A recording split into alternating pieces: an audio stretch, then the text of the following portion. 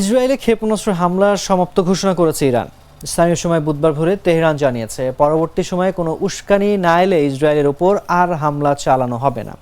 অন্যদিকে তেহরানের হামলার জবাবে প্রতিশোধের অঙ্গীকার করেছে ইসরায়েল ও যুক্তরাষ্ট্র। ব্রিটিশ বার্তা সংস্থা রয়টার্স জানায়, নতুন করে ইসরায়েলে কোনো উস্কানি না দিলে ইরান আর হামলা করবে না বলে জানিয়েছেন দেশটির পররাষ্ট্রমন্ত্রী আব্বাস আরাগাসি।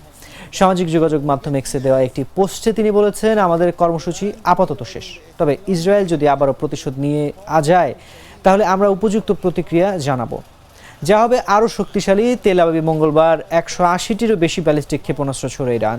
এর জন্য ইরানকে চরম মূল্য দিতে হবে বলেও হুঁশিয়ারি দিয়েছেন ইসরায়েলের প্রধানমন্ত্রী বেনিয়ামিন নেতানিয়াহু।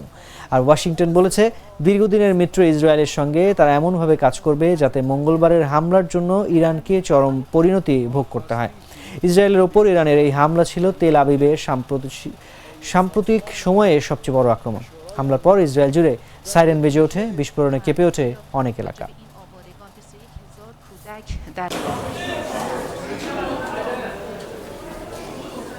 بیش از گذشته شاهد هستیم که در شرایطی از